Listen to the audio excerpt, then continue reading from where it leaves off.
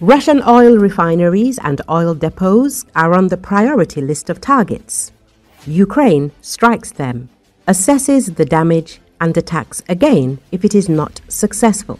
Retired British Major General Chapman told the Telegraph about this interview.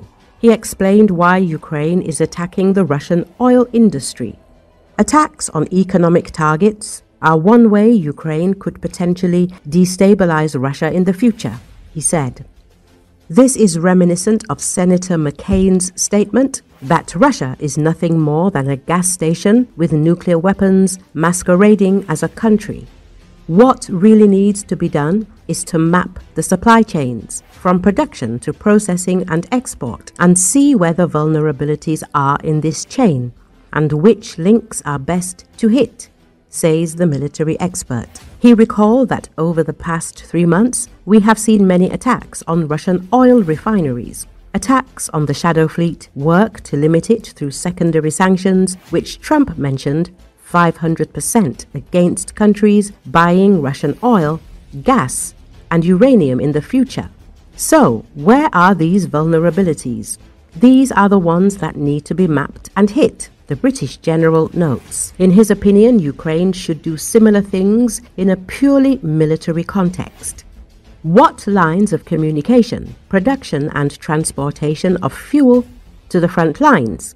Because, as General Patton said in 1944, after the landing in Normandy, men can eat their belts, but I have to have fuel, Chapman concluded. So it is not excluded that new large-scale Ukrainian attacks will begin on Russian oil refineries and oil depots, fuel supply lines to the front. Ukraine has increasingly targeted Russian energy infrastructure, including oil refineries and fuel depots, to disrupt supplies to Russian forces. The strikes are part of a broader strategy to weaken Russia's military logistics and economic resilience amid the ongoing war.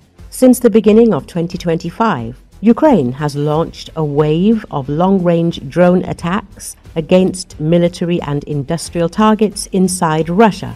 The Kremlin remains tight-lipped over the impact of these airstrikes, but open-source data and media reports point to significant damage to at least 8 Russian refineries, along with a number of oil depots and key logistical points, such as pumping stations and ports used for oil and gas exports.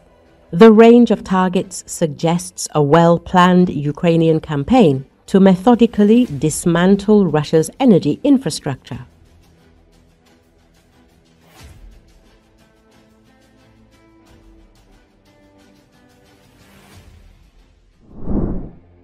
An Australian television journalist was hit in the leg by a rubber bullet Sunday while reporting live from downtown Los Angeles on the large-scale protests over President Donald Trump's immigration crackdown and subsequent deployment of California National Guard troops to the city. According to Associated Press, the video shows 9 News correspondent Lauren Tomasi, microphone in hand, reporting live when an officer behind her suddenly raises their firearm and fires a non-lethal round at close range. Tomasi cries out in pain and clutches her lower leg as she and her cameraman quickly move away from the police line. The demonstrations, which began with a few hundred people on Friday, had swelled by Sunday to thousands of people who blocked a major freeway and set several self-driving cars on fire.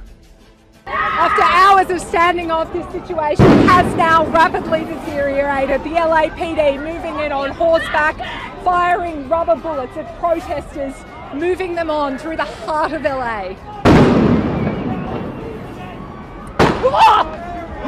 You just shut the You okay? Yes, I'm good. Are you okay? Where did it hit you? Just my leg, I'm good. Fascists! Report that they're fascists! You're okay. You're not okay.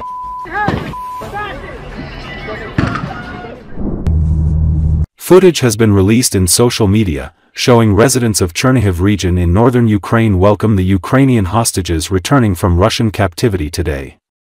The video shared in X social media platform shows Ukrainians gathered along the road with Ukrainian flags waving at the prisoners of war who are being transported in vehicle, accompanied by police cars. Some residents have posters welcoming the Ukrainian hostages. Kiev and Moscow exchanged more prisoners on Monday as part of the agreement reached during Istanbul meeting last month. Ukrainian President Volodymyr Zelenski and the Russian Defense Ministry confirmed the swap, without specifying how many prisoners of war were exchanged. Among the returned Ukrainians are injured and seriously wounded soldiers, as well as those under 25, Zelensky said.